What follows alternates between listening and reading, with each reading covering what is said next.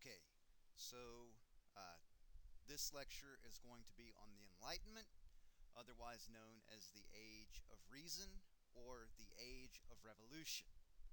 Uh, and uh, this is a lecture that I've had to put an extra amount of thought into.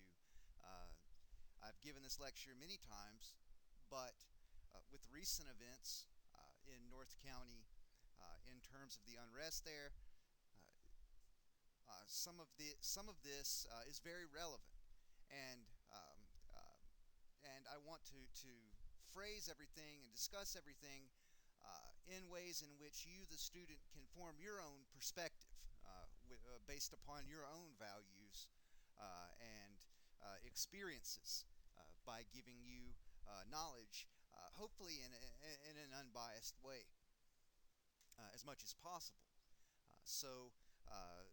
It's taken me a significant amount of time to get around to recording this, just to make sure that I'm very careful about what I say,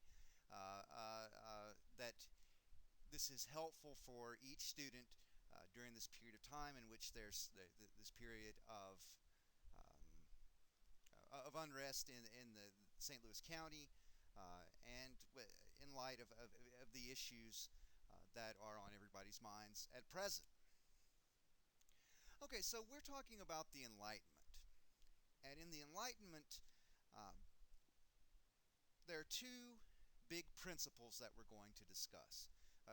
Or two principles, or two uh, aspects of the Enlightenment that are most important for our study, our examination.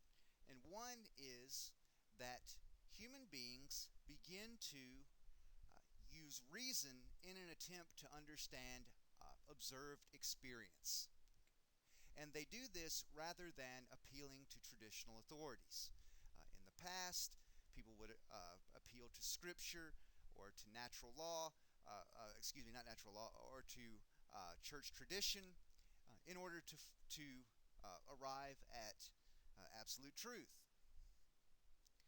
In this period, people will begin to trust the senses, the observations that come from the senses, and attempt to use reason in order to order and comprehend those observations. Secondly, uh, uh, because this is the observance of natural law in the minds of thinkers, uh, there is an attempt to apply natural law, the laws of nature, to human political systems.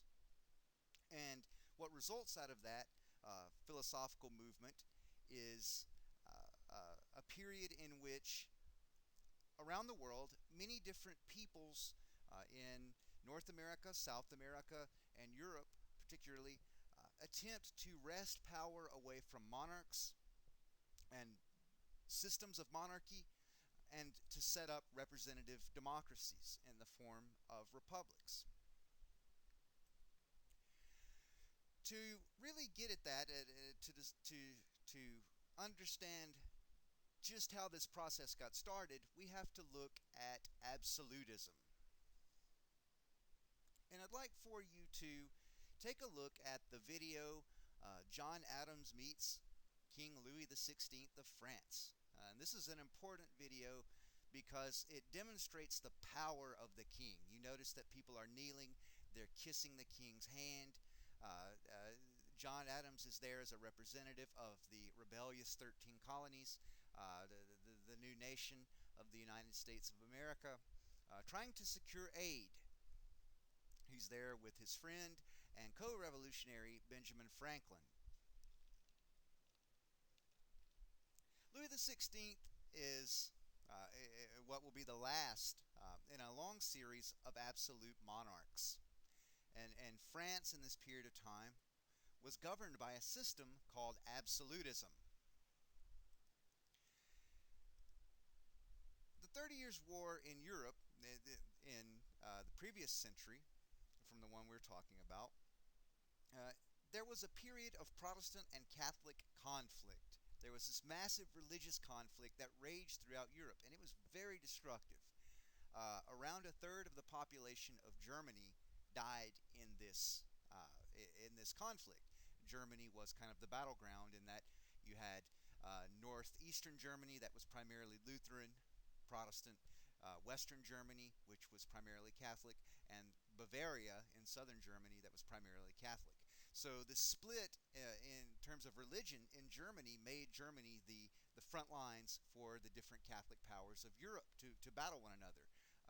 Sweden kind of held the banner for Protestant countries. During that period of time, Sweden was a great power, one of the most powerful nations in Europe or the world at the time. And Spain was the predominant Catholic power, followed by France. So this period of religious conflict, what this meant is that religious institutions lost a great amount of prestige. Now, people are still, by and large, very religious relative to our modern society, but in the realm of politics, the excesses of what would later become known as religious fanaticism, this was something that was on the minds of Europeans in the 18th century, the century after the 30 Years' War. They began to look back at their forebears and say, well, some of these horrors were enacted in the name of religion. We need to limit the power of religious institutions. We need to order our political systems around national sovereignty. And that is it comes from the Latin word natio, which means kind of an ethnic group, a nation.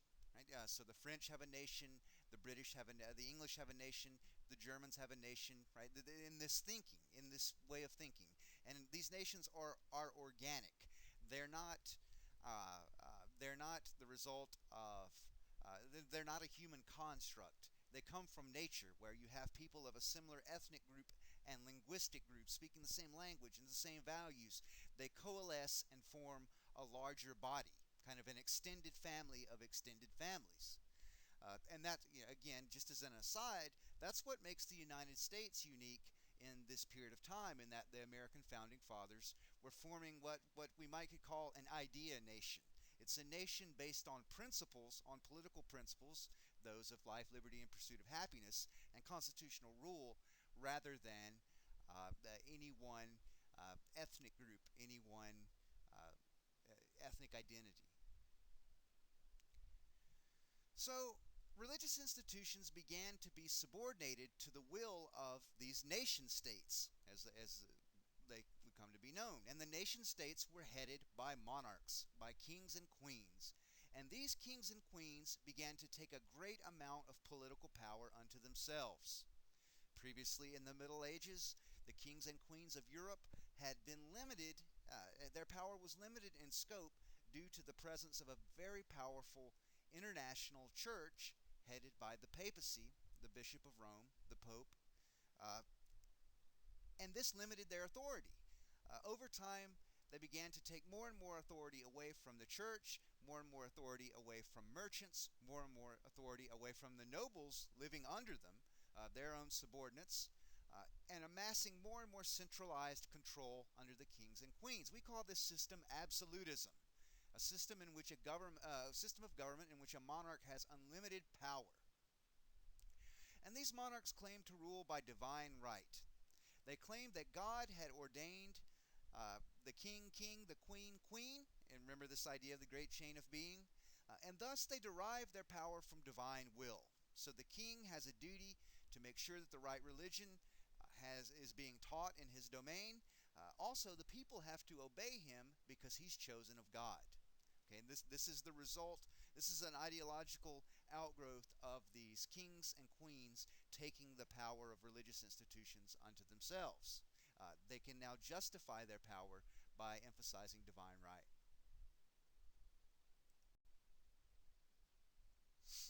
Okay, the epitome of divine right, the most classic, most exemplary, absolute monarch is Louis XIV, the predecessor of Louis XVI, the king, the young king we saw in the video meeting John Adams and Benjamin Franklin. Louis XIV was an absolutist in every sense.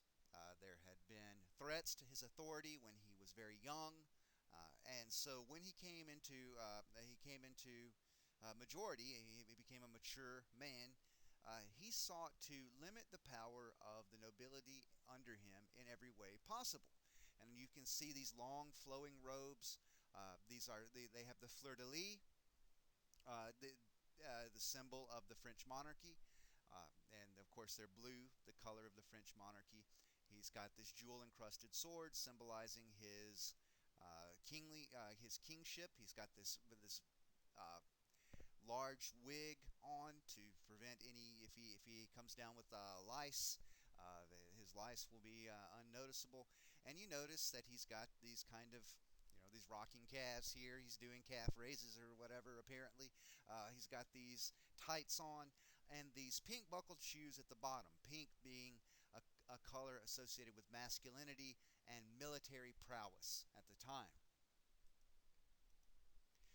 Louis XIV had taken his grandfather's hunting lodge in the countryside outside of Paris, called Versailles, and he turned that hunting lodge into a huge complex. And this would be like as if the president were to take Martha's Vineyard and turn it into this massive just resort. And he relocated the government outside of Paris to Versailles in order to distance himself and distance the government from the city of Paris. All of the nobles in the city of Paris, all of the different the different politicians in Paris, wealthy members of society, etc. And not only did he construct this absolutely outrageous palace complex, he forced the nobility to actually pay for a large portion of it.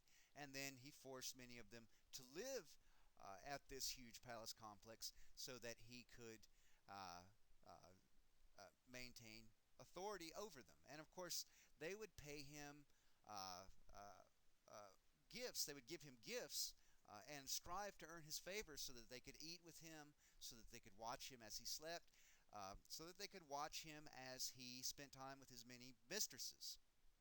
In fact, I'm including a video about both Versailles and Louis's mistresses in this discussion. So if you want to go ahead and take a good look at those, now would be a good time.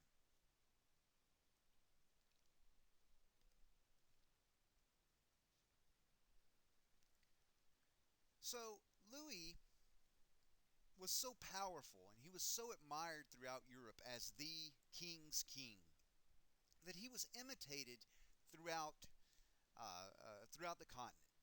For example, the King of Prussia, which is even though it sounds like Russia, it's actually Eastern Germany, a portion of Eastern Germany. Uh, the King of Prussia, Frederick William, he uh, was in love with his wife. He treasured his wife, but because he wanted to be like Louis XIV, he actually faked having an affair. He faked having a mistress so that he could imitate better Louis XIV, which shows just how much he was setting the trends of his era. He didn't become Protestant. He did not like what he had seen in Protestant countries such as Britain, England, and Scotland, then under one crown, under one ruler. He believed that Protestantism, particularly in the Netherlands, where an actual republic had been founded with no king, he believed that Protestantism could lead to less power for the king or queen, that it tended towards representative rule. Furthermore, even though he did not become Protestant, he also attempted to limit the power of the Pope in his realm, to abrogate power unto himself, to take some of the church's power away, even though he remained Catholic. He revoked a document called the Edict of Nantes.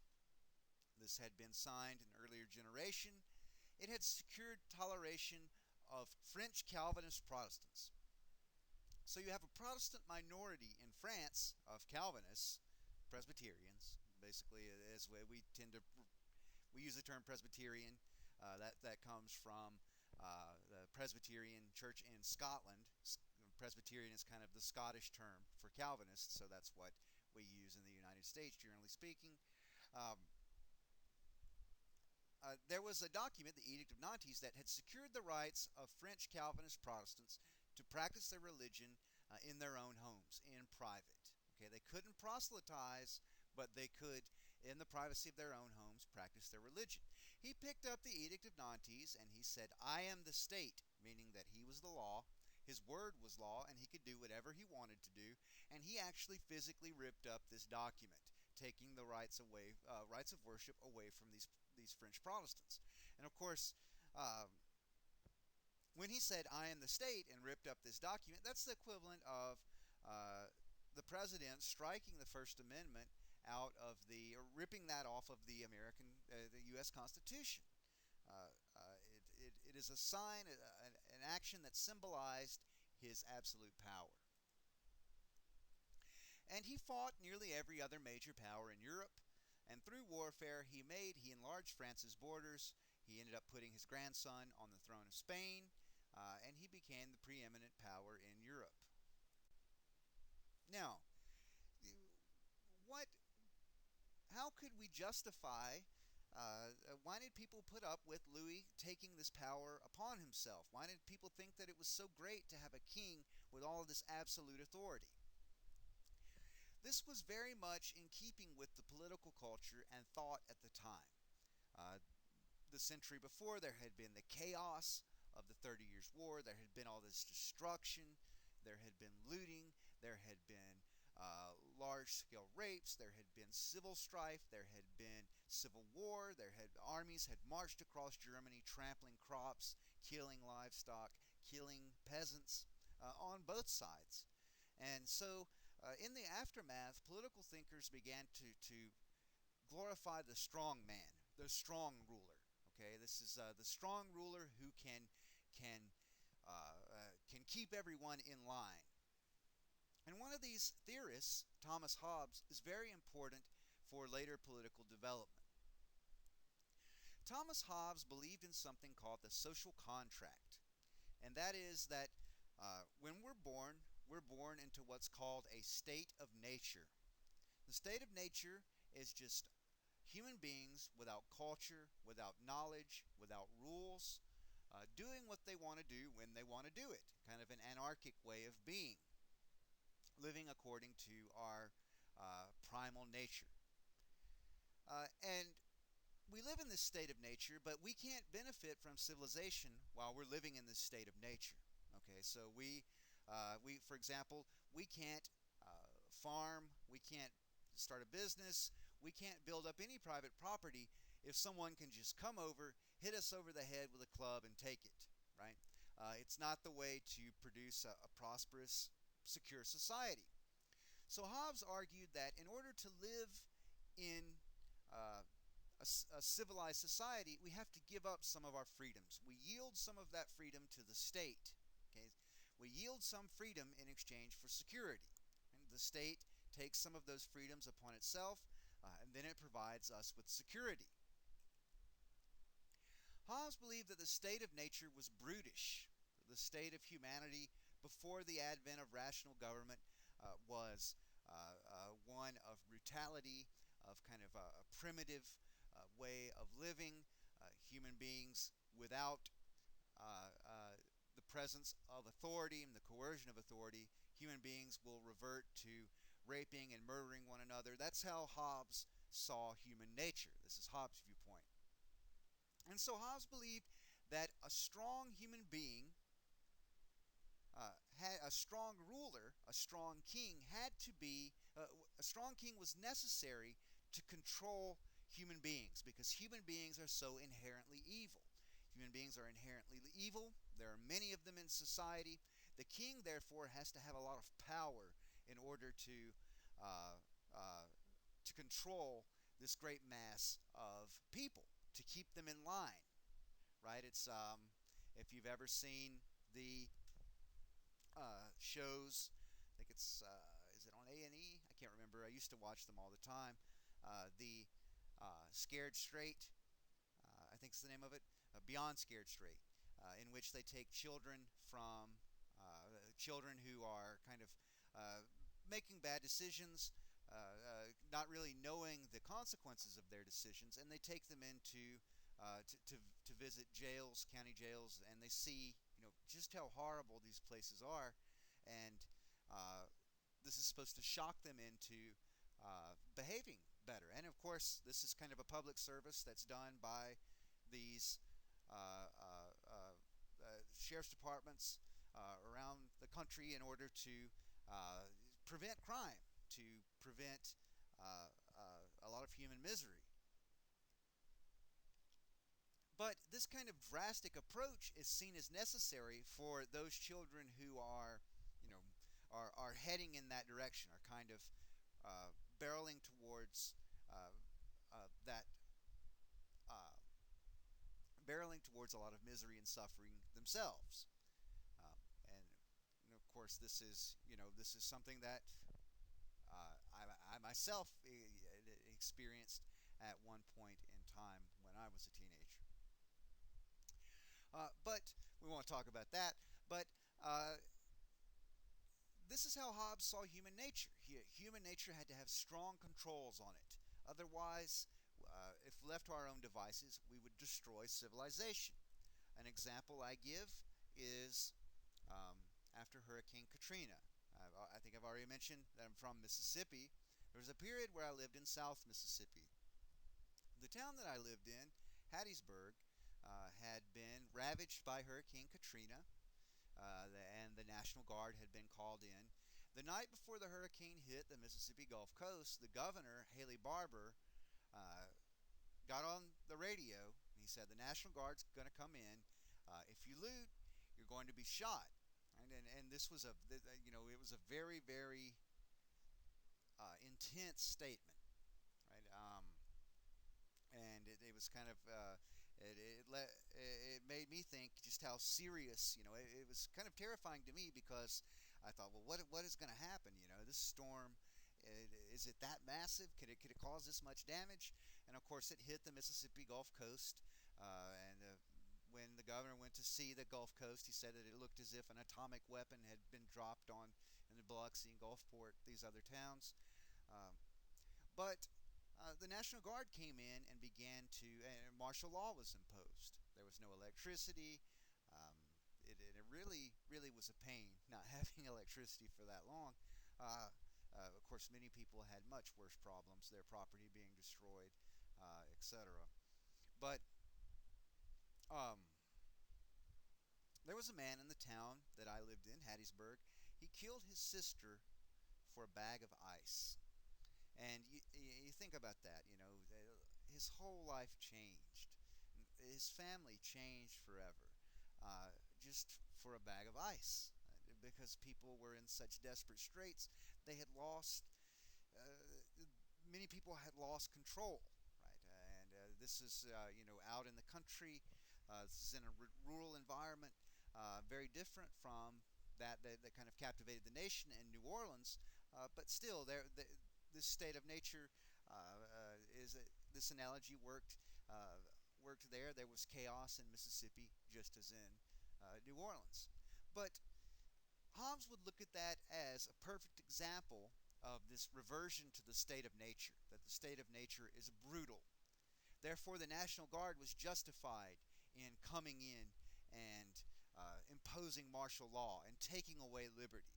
Because if you don't have that, more people will kill others for a bag of ice.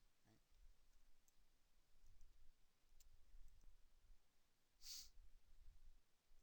Okay, so just to return to just a refresher about the general principles of the Enlightenment, the Age of Revolution, or the Age of Reason, really quickly. Again, our first aspect is rationalism, discovering truth through the use of reason, right? Using our observation, observing the world around us, and using our reason to kind of deduce principles based on that observation, instead of appealing to authority, instead of appealing to the church or church tradition, or the use of scripture, or the ancient authorities like Aristotle, Plato, Ptolemy, etc. Instead of doing all that, we're going to take a fresh look at the world around us. We're going to observe, we're going to experiment, and then we're going to use our reason to understand our experiments. A good example of this is Newton, the apocryphal story where the apple falls on Newton's head. He doesn't say, well, Scripture says this, church tradition says this, Aristotle said this. He takes a fresh look and he begins to describe gravity, his laws of motion. And of course, that's not to say that Newton didn't believe in Scripture and in church tradition. In fact, he did. He had some very unique ideas on religion at the time, but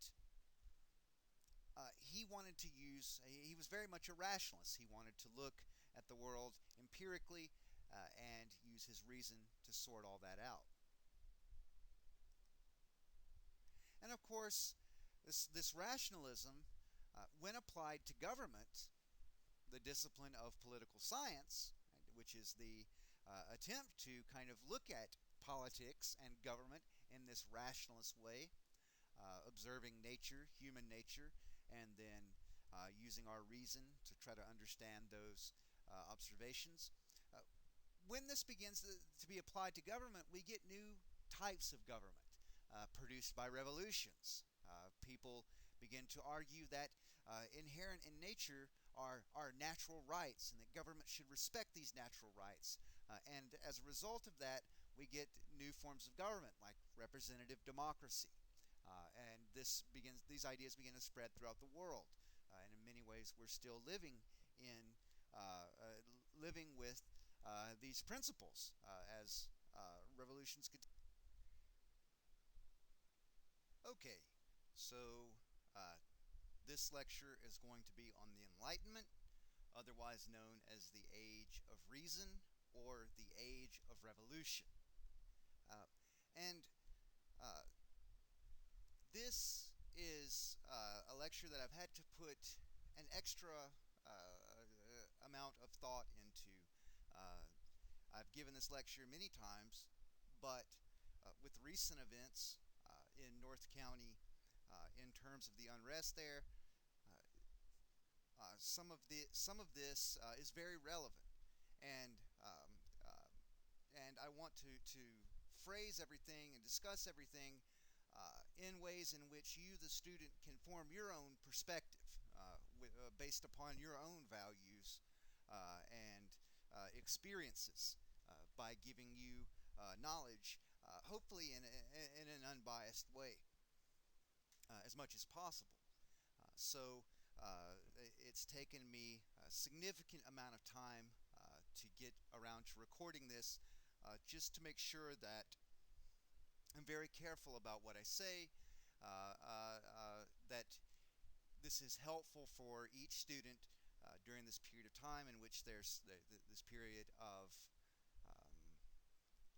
unrest in the St. Louis County, and in light of the issues that are on everybody's minds at present. Okay, so we're talking about the Enlightenment. And in the Enlightenment, there are two big principles that we're going to discuss. Or two principles, or two aspects of the Enlightenment that are most important for our study, our examination. And one is that human beings begin to use reason in an attempt to understand observed experience. And they do this rather than appealing to traditional authorities.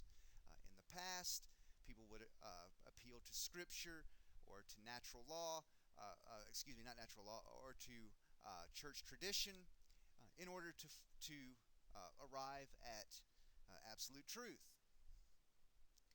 In this period, people will begin to trust the senses, the observations that come from the senses, and attempt to use reason in order to order and comprehend those observations. Secondly, because this is the observance of natural law in the minds of thinkers, there is an attempt to apply natural law, the laws of nature, to human political systems. And what results out of that philosophical movement is a period in which, around the world, many different peoples in North America, South America, and Europe particularly attempt to wrest power away from monarchs and systems of monarchy, and to set up representative democracies in the form of republics.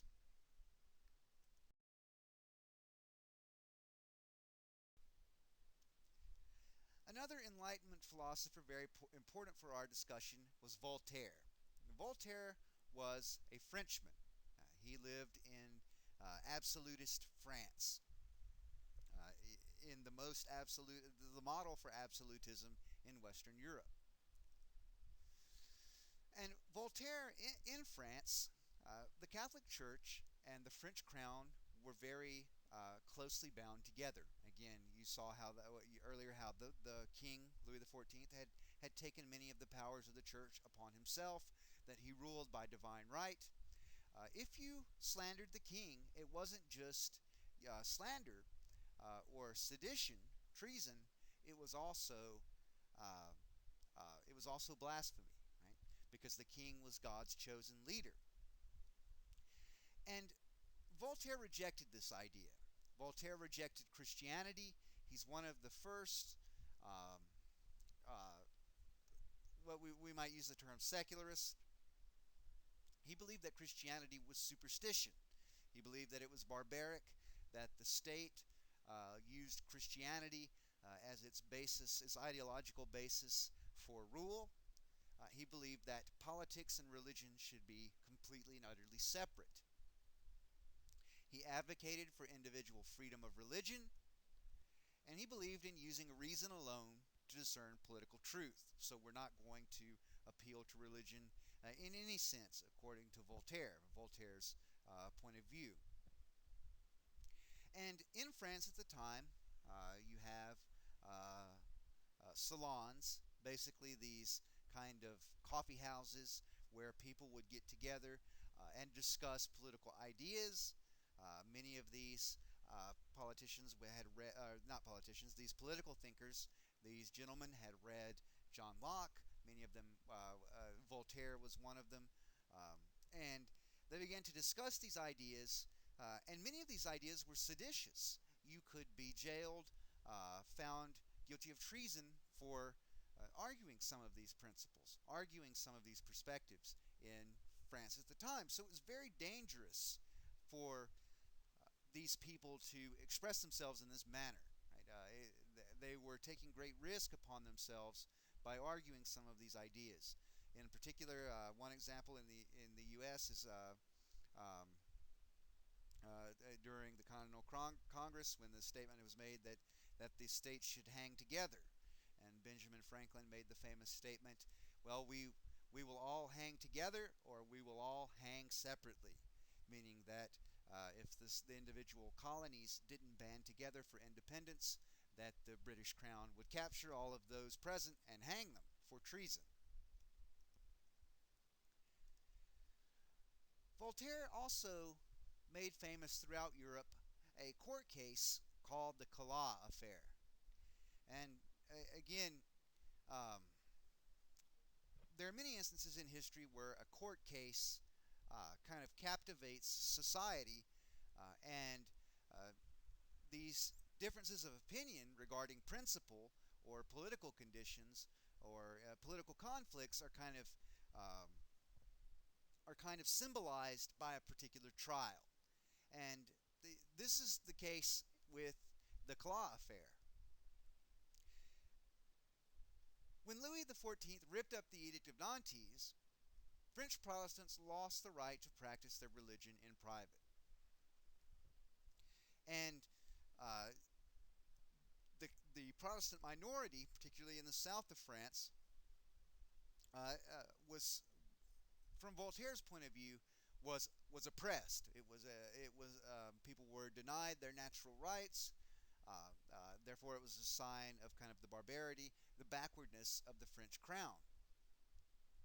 Well, in 1761, a French Protestant named Jean Calas found his son dead in his home. The son had actually committed suicide, but the family intended to make the suicide resemble a murder. And you think, well, why would you do that? At the time, if you committed suicide, it was a very serious ordeal for the family involved. If you committed suicide, the corpse would be taken to the courthouse. The corpse would be put on the stand, and the prosecuting attorney would actually read charges to the deceased corpse, finding the corpse guilty of homicide. And then the corpse would be taken and buried in a separate cemetery. So, uh, this is something that Jean Calas wanted to avoid for his wife and relatives. So he made this suicide look like a murder, and those who had investigated the uh, uh, crime scene had it was fairly evident that this whole murder had been doctored, and that his son had actually committed suicide. But the people in Bordeaux uh, had were were very hostile to the Protestant minority there, and from Voltaire's point of view, a kind of kangaroo court was set up in which there was this sham trial where Jean Calas was found guilty, despite there being no evidence of him murdering his son, and despite it being relatively clear that he had actually that the son had actually committed suicide. But no matter, Jean Calas was sentenced to death, and Voltaire argued that this was because he was a Protestant. This is because of the prejudice of the court system in this part of France, and this was a testament of how backwards and how oppressive the French crown was. Jean Calas was sentenced to death in a very brutal way. He was broken on the wheel. This is what, if you look here at this picture of Jean Calas being executed, he's on what's called a St. Catherine's wheel. And how this works is the person is attached to this wheel, and every so often, and the wheel is turned, sometimes over a fire, sometimes not, but every so often the executioner will take a cudgel, basically a mallet, a hammer, and he will place the condemned person's arms or legs across these spokes, right, down to the side, place them across the spokes. And in the gaps between the spokes, because the spokes are actually bracing against the limb, the arm or the leg, there's in the middle, there's a lot of give. Right? So the executioner will then take the cudgel and smash the bone in between the spokes to more easily break the arms and legs, right, in particular parts. And the condemned is actually left to die, right? And this can last a couple of days, right, before the person dies of shock or dehydration. It's an awful way to die. Sometimes the executioner, the crowd will appeal to the executioner's sense of mercy, and the executioner will then be allowed by the judge to administer what's called the coup de grace, right? The executioner will then cut the throat of the condemned person so that they no longer suffer.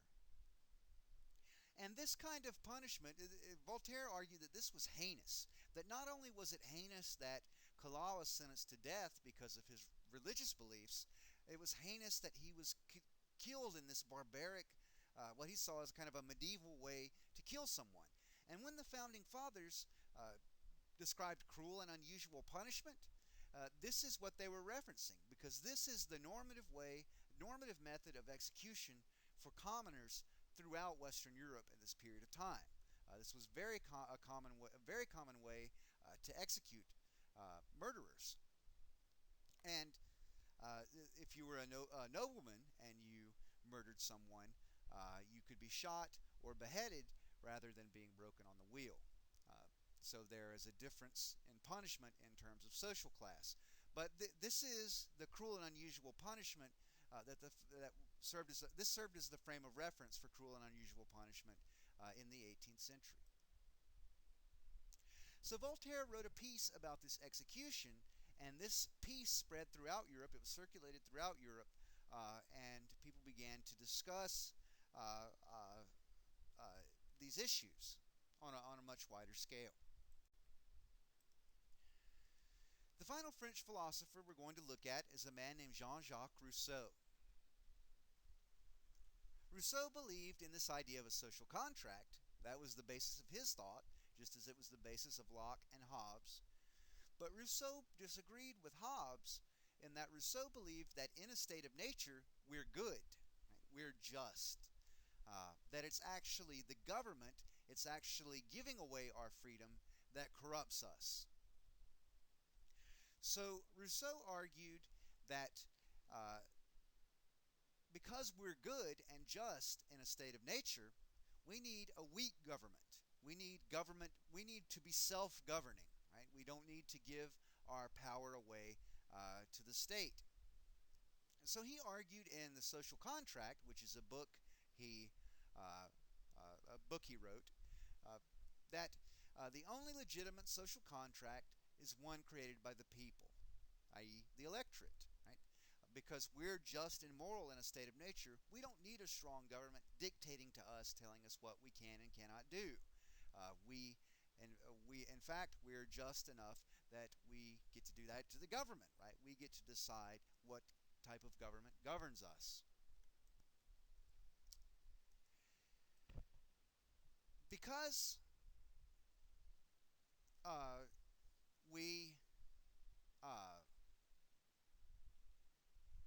we know a lot about in general, we're taught in high school, middle school about the American Revolution in the United States. I'd like to focus a little bit on the French Revolution. But with that said, I'd like for you to look at the videos, the video on the scandal in France over the NSA, the United States, spying on different European countries, or if you can recall the NSA spying scandal of recent history. It's important because the President of the United States was able to have information, had access to a great amount of information of intelligence regarding European governments.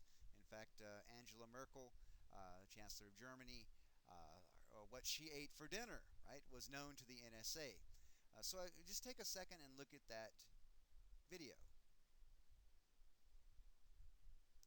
Okay, now I'd like for you to look at the video of John Adams meeting George III of England. John Adams is the first ambassador to England after, first ambassador to Great Britain after Great Britain had given the United States its independence. So take a look at that. You can see in that video the fear and trepidation experienced by Adams meeting this powerful monarch, meeting this very powerful world figure. And the reason I want you to look at those two videos back to back is that, you know, we're living in the United States of today. We're living in the world of today where our Constitution, our Declaration of Independence, these values, our thoughts on them, our perspective, we tend to take these ideas for granted, right? We tend to look at these ideas about individual freedom, right to private property, freedom of speech, freedom of religion, etc. We take that for granted, most of us, on a day-to-day basis, because these are the ideas that are at the core of our society. In this period of time, though, these are fringe ideas. These are very radical ideas for which you could be punished severely, even put to death for attempting to profess belief in these notions. So keep that in mind as we discuss the spread of these ideas throughout French society and eventually the toppling of the French monarchy. The French had a kind of legislative body called the Estates General. The Estates General had originally been the kind of like the Parliament in England in the Middle Ages. Had been kind of a body of nobility, members of the nobility who would kind of help the king rule and would give the king their consent regarding his decisions, because the nobles, while the king was the most powerful noble in the Middle Ages, these nobles also had their own castles and their own private armies, and so if the king wanted to get something done, in many instances he had to get his nobles on his own side. And powerful kings had to do this less than weaker kings. Well, in the age of absolutism, Louis XIV, he didn't call the Estates General. He didn't need their consent, right? He didn't need their help to rule. And over time, the Estates General began to include other members of society in addition to the nobility. Well, the Estates General came to consist of 3 estates. The first estate was the clergy of the Catholic Church, the clergy throughout the kingdom, the bishops and priests. The second estate consisted of the nobility, all the lords and ladies, and you can see the nobleman here by his military officer's attire and his sword. At the time, the only people allowed to serve as officers in the military were nobles, and in many other government positions, such as judges, magistrates, etc. in France, you had to be of noble blood to serve in these offices. And the third estate consisted of everyone else, everyone who wasn't a priest or a nobleman. So we're looking at about 90% of society making up the third estate. And each estate sent representatives to the Estates General based on numbers. So the number of there are X amount of nobles, so there will be X amount of representatives in the second estate. There are X amount of priests, so there will be X amount of representatives in the first estate. There are X amount of commoners and business people and craftsmen and farmers, etc. So there will be X amount of representatives for the third estate. So the third estate, the representatives of the third estate, vastly outnumbered the first 2 estates combined. But you would think that because they outnumbered everyone else, that the representatives of the third estate would then have power, have the bulk of the power. The majority of the population would have the majority of the power. That isn't the case, though, because instead of voting by head count, the Estates General would vote by estate. So the members of the third estate would vote, and then whatever their estate voted on, that would be one vote. The members of the second estate would vote. Whatever the nobles voted on, that would be another vote. And the members of the first estate would vote, and whatever the priests voted on, that would be one vote. So the first 2 estates could always collude and outvote the third estate, right? So this body that represented the great mass of the population actually had very little power.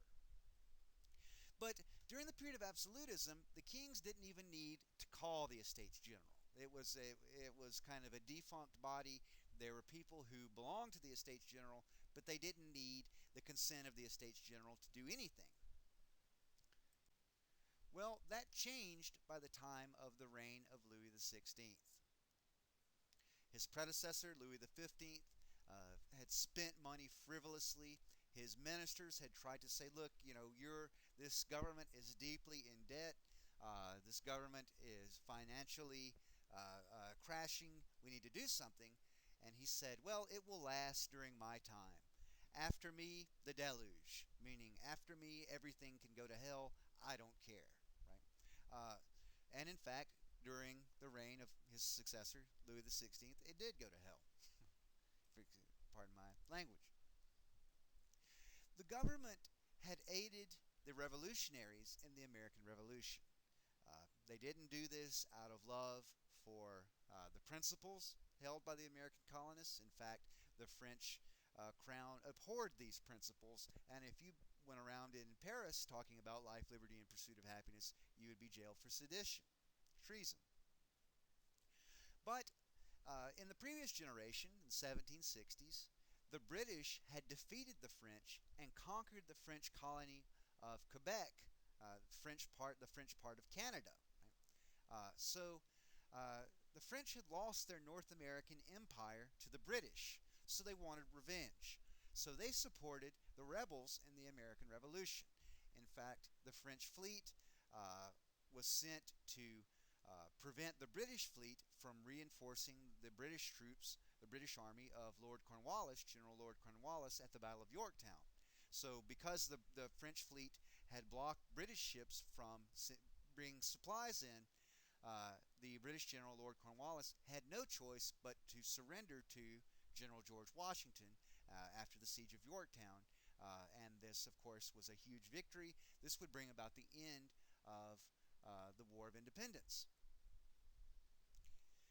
But this funneling guns to the rebels, sending in this French fleet, this had caused the French crown to incur a very, very large amount of debt. This and other obligations throughout the world. France was a world power at the time. It had colonies in the Caribbean. It had interests in Africa. So that this was the government was very heavily in debt. And of course, um, when the government was in debt, it did what many governments throughout history have done, which is always 100% of the time devastating, ruinous.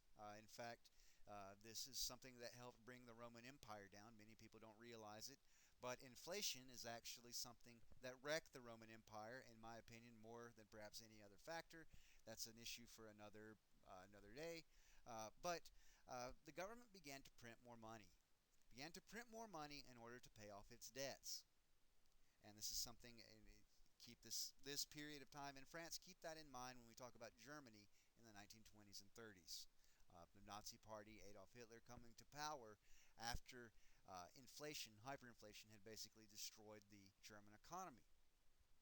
But the French crown began to print more money to pay these bills.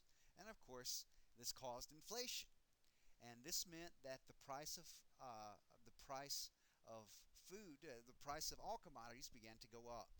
And of course, when bread is your staple food, when you're living off a pound of bread every day, right? And then the price of bread, the price of food is about half your income. Half your income is going to feeding your family, and the price of bread quadruples, right? You're suddenly faced with the prospect of starvation, and people, when they're faced with the prospect of starvation, become desperate, and uh, uh, they will do what they can to fight those circumstances.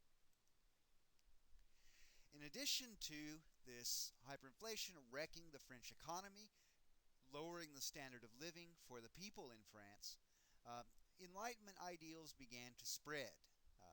These ideals of Jean Locke, Voltaire, Rousseau, they began to spread throughout France. These coffee houses and salons, even ordinary people began to learn about these notions of life, liberty, and pursuit of happiness. Once the American Revolution had succeeded in North America and the American colonists actually created an orderly government, that it didn't descend into chaos as many monarchists had argued it would in Europe. Uh, uh, these ideas began to have new credibility. And so this climate of uh, economic destruction, economic collapse, and these Enlightenment ideals, these forces began to converge, and we enter a period of revolution.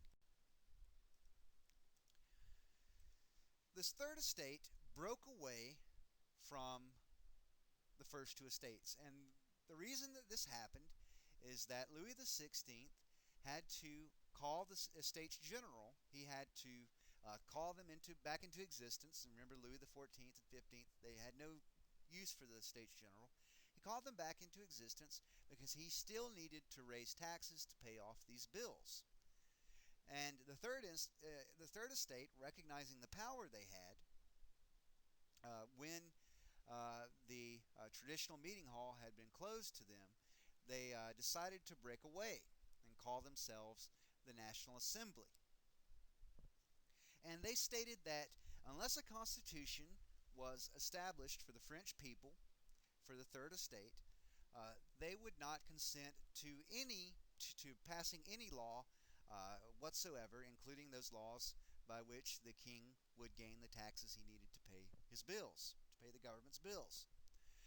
And so they relocated to a nearby tennis court, and they put this into an oath called the tennis court oath. And tennis, a very popular sport among aristocrats in this period of time. The king had initially resisted this kind of sit-in by the members of the Third Estate, now known as the National Assembly, who made the tennis court oath.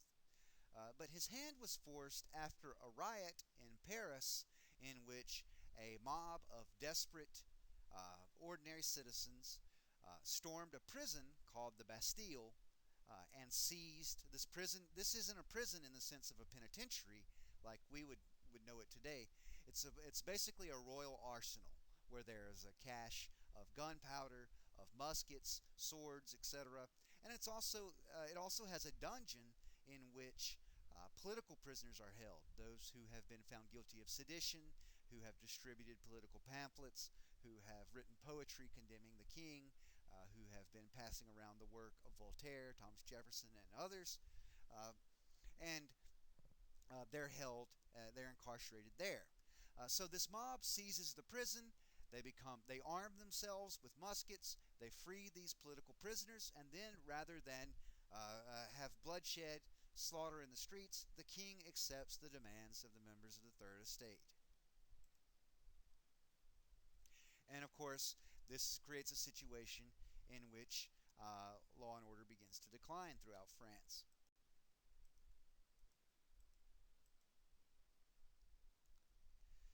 The National Assembly then issues a declaration called the Declaration of the Rights of Man.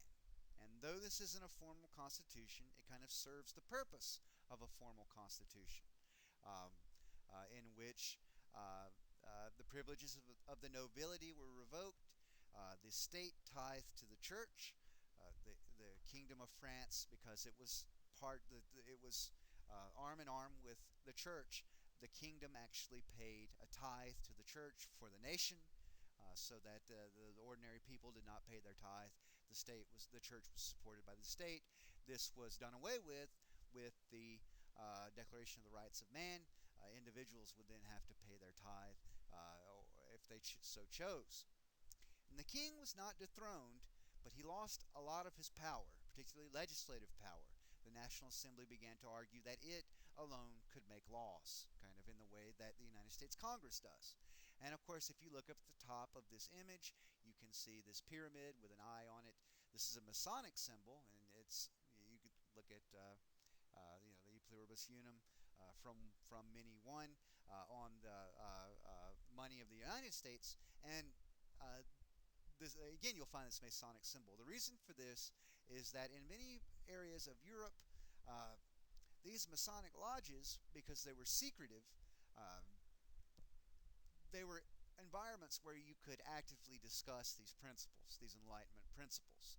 So that's why many of the Founding Fathers and the French philosophers, many of them were Masons, because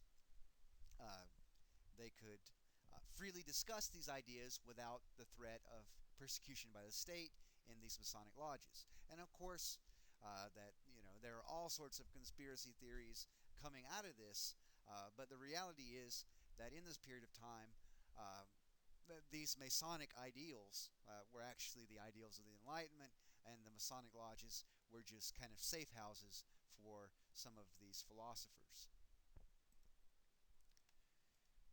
In the National Assembly, factions arose. Those of like-minded beliefs tended to congregate. Those who were of the right wing, those who wanted to retain the monarchy, they didn't want to give the king his power back, but they wanted to keep him as a symbol of the state and the nation. They sat on the right wing. As you move to the left of the assembly, Those who sat on the extreme end of the left side of the assembly, the left wing, they wanted to abolish the monarchy and form a republic. And of course, this is the origin of these terms, right wing and left wing. This is where these terms come into being. The French press talking about what those on the right wing had to say today versus those on the left wing.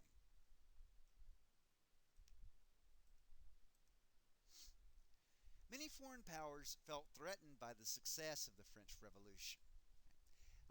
There was this idea that if the revolutionaries could rise up, the people could rise up and threaten the power of their monarch in France, well, they could do it in Prussia. They could do it in Austria.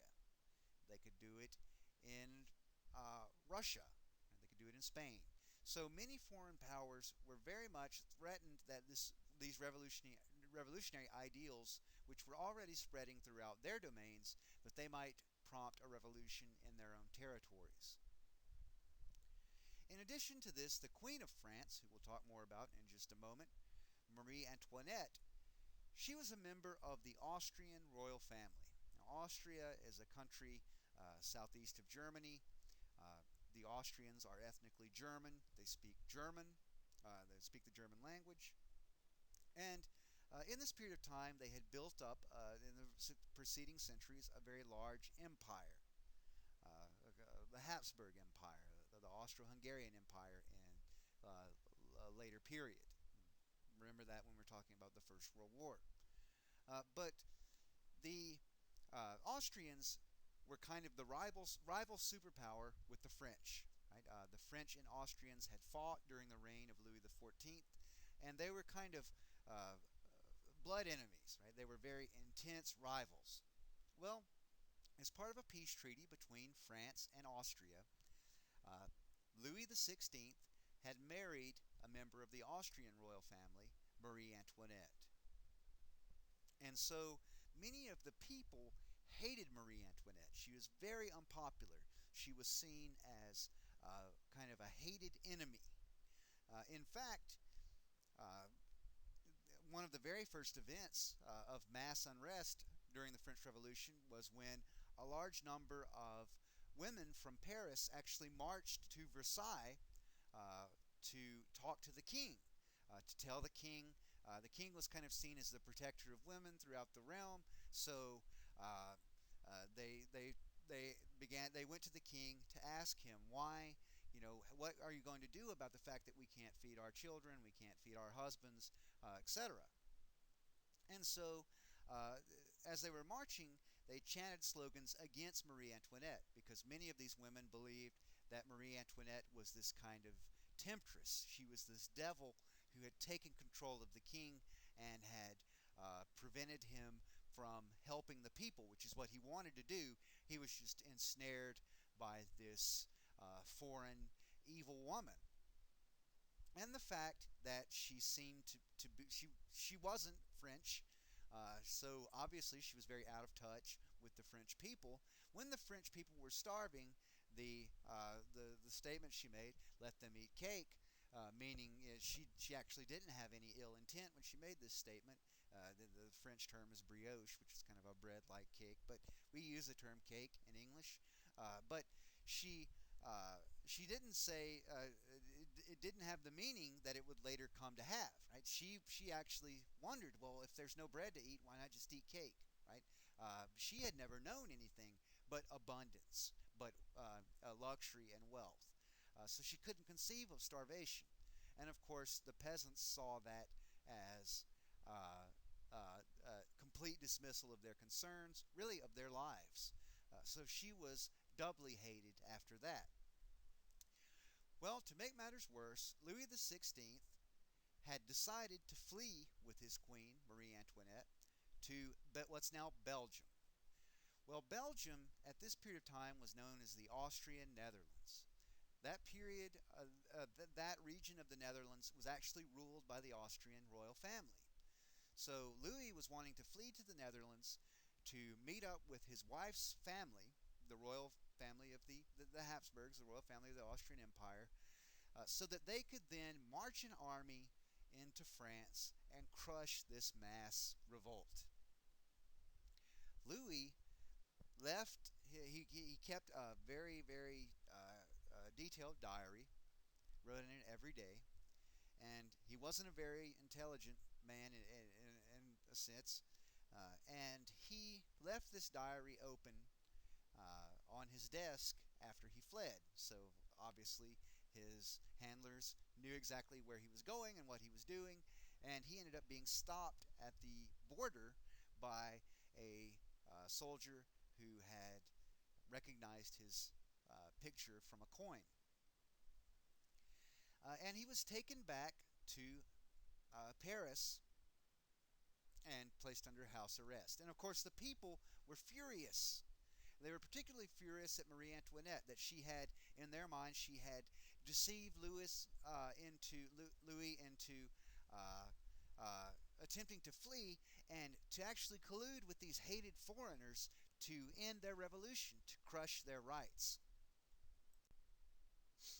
Okay, so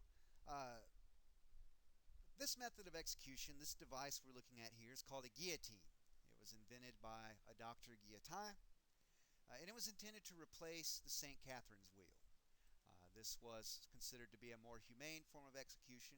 In my opinion, it is more humane than the St. Catherine's wheel, even though it doesn't seem humane to us today.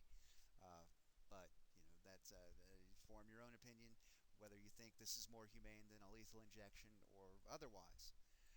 But this was considered a more egalitarian form of execution. So all classes of people would be executed if they were found guilty of a capital crime. They would be executed on the guillotine instead of, for example, nobles being beheaded and commoners being broken on the wheel. Everyone would be killed very quickly in this swift, egalitarian form of execution if they were found guilty of a crime. And of course, this is very important for what would come later. King and Queen were executed in 1793 after the King and Queen were stopped attempting to flee the country and collude with a foreign power to crush the revolution. Again, Marie Antoinette was a member of the Austrian royal family, so her relatives were incensed over her being executed. They were outraged over this, and so they declared war immediately and waged war against the new French Republic. And because the Austrians, the Spanish, the Prussians, they're waging war against this French Republic, there's war on all sides.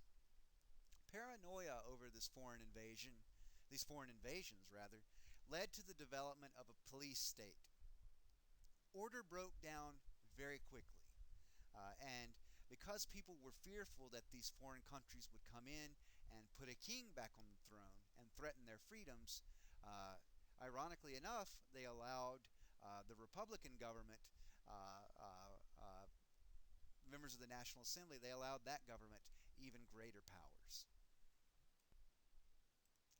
A man named Robespierre headed a party called the Jacobin Party. And this was a very radical party. The Jacobin Party wanted to remove the Catholic Church from being a prominent, influential part of society. They wanted to change the calendar to restart at the year zero in order to make a completely new history for humanity. They also attempted to push something called the cult of reason, where you would go into these temples of reason where there would be statues of kind of these Roman goddesses symbolizing logic. And the Jacobins had advocated for the execution of Louis XVI. And this man here, Robespierre, was very radical against the monarchy, very radical as a revolutionary.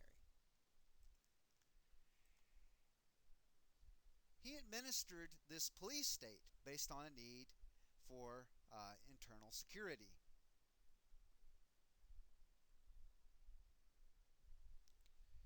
And in the process, he executed up to around 40,000 French men and women for treason. And most of these, the vast majority of them, Robespierre did basically wipe out every member of the aristocracy, every man, woman, and child who who couldn't manage to escape France. He did uh, uh, murder thousands of aristocrats, but the vast majority of the people he had sent to the guillotine were ordinary men and women who, in this climate of paranoia, maybe had said something, maybe had done something that had caused them to be suspect. Or maybe someone didn't like them and therefore kind of trumped up charges by which accusing them of going against the revolution, or of trying to undermine the revolution, or of working with a foreign power, etc. So a large number of people, 40,000, were killed by Robespierre and his government. And we call this period the Reign of Terror, where Robespierre and terror reigned.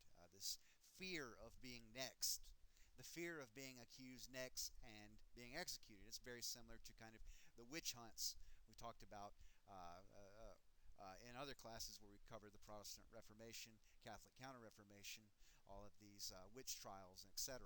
This is kind of a similar dynamic. Well, Robespierre had actually accused a member of the National Assembly of opposing the revolution. I just stuck my elbow into this fan here. It doesn't have a front cover on it because it's very old, so got a little bit of a shock there. But Robespierre actually was guillotined after the National Assembly turned against him. After Robespierre's Jacobin Party fell from power, people were kind of tired of the radicals. They were tired of what they viewed as extremism in government. They wanted someone who could provide security, not just security from foreign powers, but also peace, social peace. And there was a young man named Napoleon Bonaparte. He was from an island in the Mediterranean called Corsica, which was ruled by the French crown previously, then ruled by the French Republic. But Corsicans, actually, they're ethnically Italian. Napoleon Bonaparte was ethnically an Italian. He spoke Italian as his first language. At the age of 12, he had been admitted to the French Military Academy, Royal Military Academy. He had graduated as an artillery officer at the age of 16. He was an absolute genius, meaning that in every sense of the word. Some have argued that his IQ may have approached that of Albert Einstein. He was a mathematical genius. He could do very complex math in his head at a moment's notice. And this helped him as an artillery officer because he could calculate the trajectory of a cannonball in a split second. And of course, this made him very effective on the battlefield as these foreign armies were mowed down by the cannon under his command. And of course, he rose through the ranks because of this. And he was able to look at a battlefield and instantaneously determine the most advantageous disposition of troops, who to move, where, etc. So he became a general, and then he began to win victories against France's enemies. He began to defeat the Austrians in Italy. And after this happened, he was seen as kind of the savior of the country. Remember, people are terrified of foreign invasion, and then here comes Napoleon defeating all these foreigners right and left. And so he cleverly began to use the newspaper propaganda in addition to his battlefield victories to develop to grow in stature. In 1799, he named himself a consul. This is the name of an office in the Roman Republic as kind of the chief executive official. This is what he named himself. And you can see here in this picture how he has his hand inside the buttons of his shirt. This is just a personal tick he had. This is a personal habit, idiosyncrasy of Napoleon. If you notice that in the American Civil War, you look at pictures of men like George McClellan, Stonewall Jackson, others, you'll notice that these, on both sides, the generals tend to put their hands inside their jackets in the way Napoleon's doing it. They're doing this in imitation and as an homage to Napoleon. Napoleon at the time was considered the greatest general of all time. Many historians consider him the greatest general of all time today. So he had shaped military tactics, military strategy for the 19th century, and they were educated at West Point in Napoleonic tactics. So they imitated Napoleon in their pictures. Well, Napoleon had managed to quiet disturbances inside France. The people who took power directly after the Jacobins fell from power were called the Directorate, and when they couldn't quell rioting, Napoleon brought his troops into Paris and other areas of France and crushed these what he saw as insurrections and took power. In 1802, he named himself Emperor of France. So, ironically, at the end of this revolutionary struggle, the French people killed their king, set up a republic, and then that republic eventually crowned an emperor. A strange turn of events. But again, Napoleon was a genius, and he was especially a military genius. Napoleon defeated every army in Europe. He would consistently win battles against Austria, Prussia, and Russia. At the Battle of Austerlitz, I think, which is in 1806, if I'm not mistaken, he defeated the combined armies of Austria, Prussia, and Russia at once. Okay, so he was basically invulnerable on the battlefield. He ended up putting his brother on the throne, I believe it's Spain and Italy. He gave his brothers and other relatives noble titles. He brought much of continental Europe, the vast majority of it, under his control. He refused to dethrone the Pope after the conquest of Italy. He ended up actually drafting an accord with the Vatican, restoring some of the lands taken from the church after the Revolution. And of course, this was done to kind of stabilize conflict within France. Many of the French people had begun to reject the revolution because the radical Jacobins had attacked the Catholic Church. Even though they had maybe felt that the church was too powerful, that the church shouldn't be linked to the state, they still had faith in Catholic Christianity, particularly in the countryside. So people began to fight against the government, and civil war had developed alongside these foreign invasions. Napoleon ended all of this conflict for good by drafting an accord with the Pope.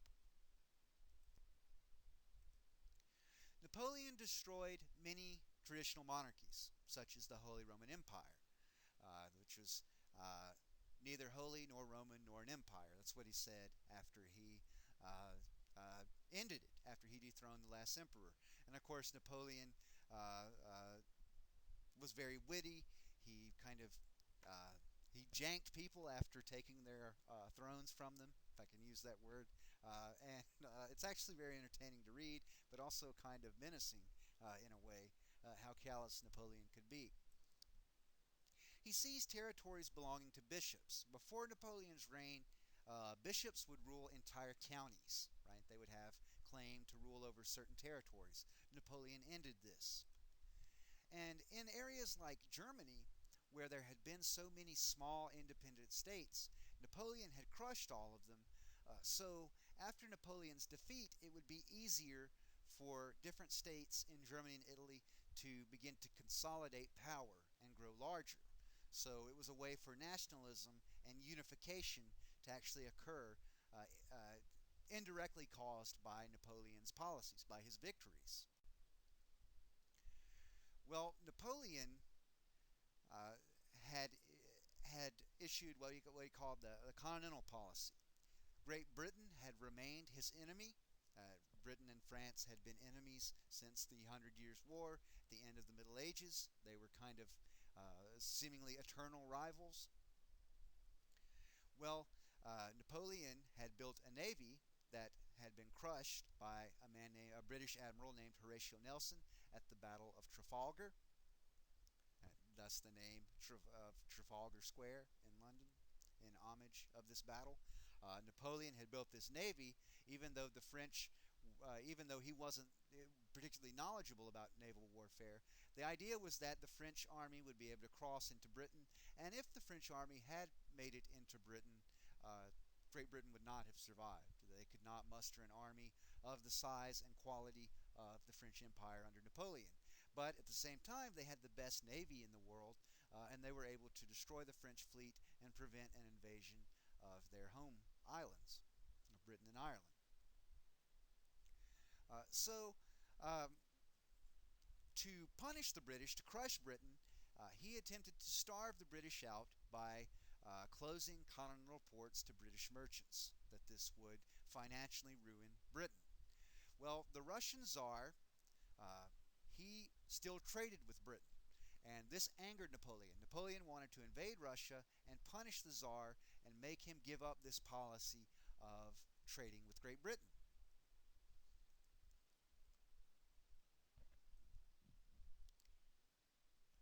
And when Napoleon invaded Russia, the Russians employed a uh, a scorched earth, not a scorched earth, a uh,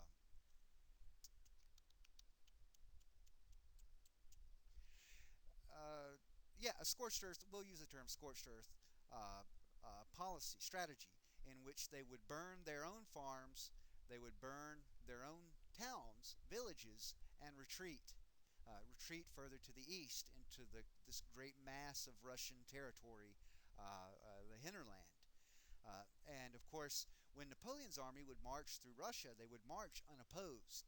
They would not find significant resistance in the form of an enemy army. But also, uh, uh, the land was ruined.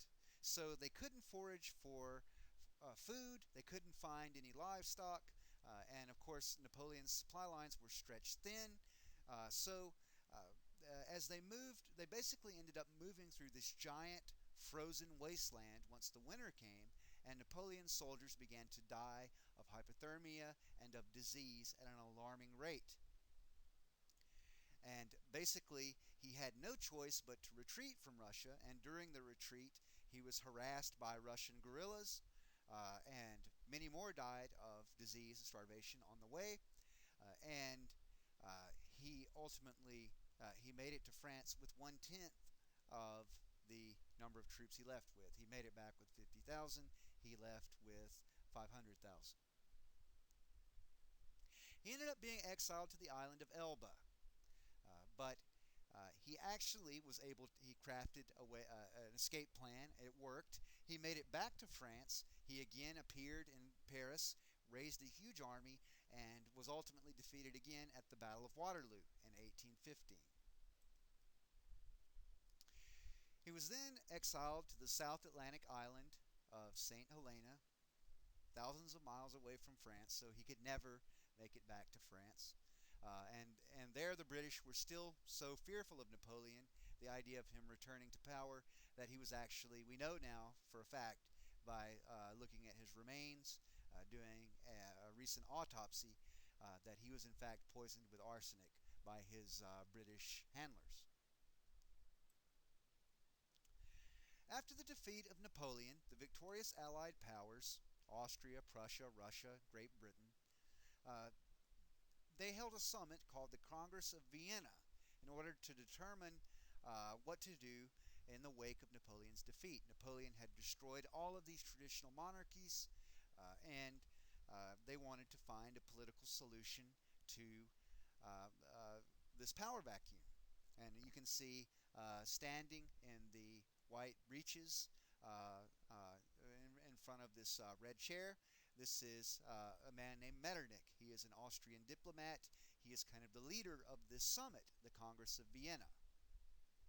And again, it's being held in Vienna, Austria being the preeminent superpower next to France at the time. France has been defeated.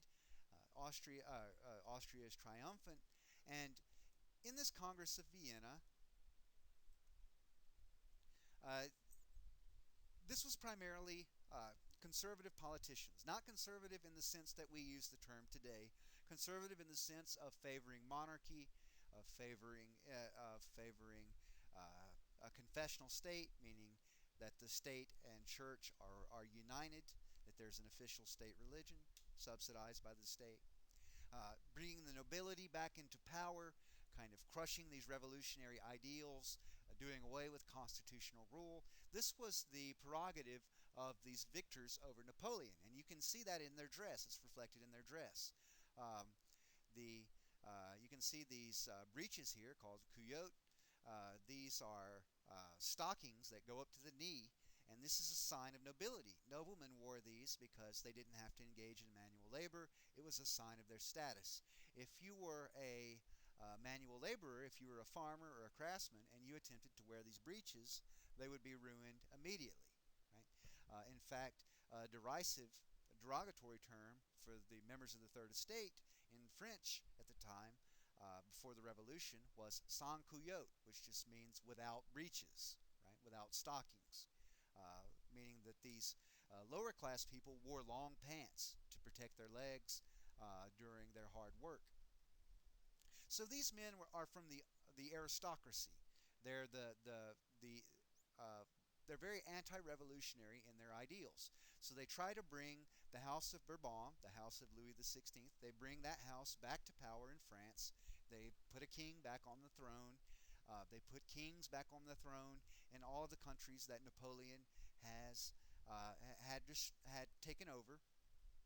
And they managed to condemn the slave trade, that being the only Enlightenment ideal that they had passed. But the cat was already out of the bag, despite the fact that they had attempted to put monarchies back in place in Europe. These revolutionary ideals had spread, and once they had begun to spread, it was only a matter of time before those monarchies would be overthrown themselves.